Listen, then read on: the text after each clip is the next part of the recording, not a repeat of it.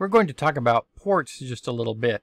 As packets come in to a server, or to any computer for that matter, so here's a packet coming in, and it's coming in on IP address 21.22.23.24. But that's not all there is in this packet. There's also a port number in the header of this packet. In this case, the port number is 443. Well, as it comes into this computer has services running on it, and those services are listening. These are like little, we call them daemons sometimes, or sometimes we call them daemons. It's D-A-E-M-O-N. And these are services that are just listening all the time. They're running all the time in the background, and they're listening for a packet with a certain port number.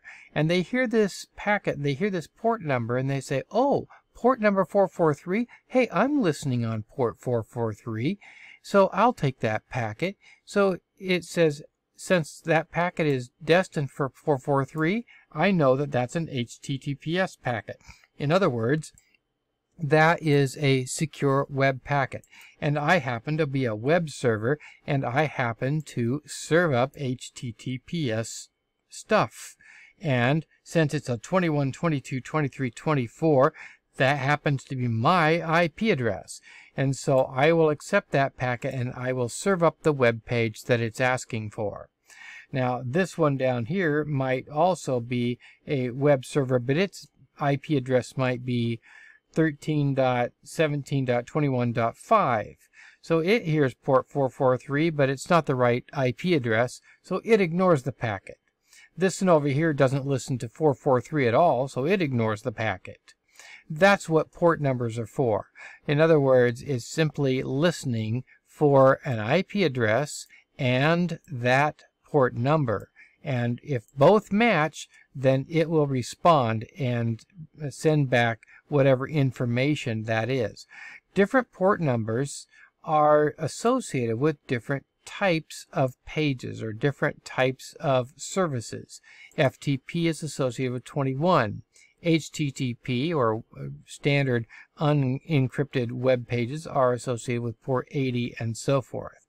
Here are a number of ports that you need to know, and you need to know these for the MTA. 21 is associated with FTP, and you need to know what that is and basically what it does, and so forth down the line. I'm not going to just talk through all these, but you should get to know what these port numbers are, what the protocol is, and what it actually stands for, what this protocol stands for, and what the description is. Now there are two here that have the same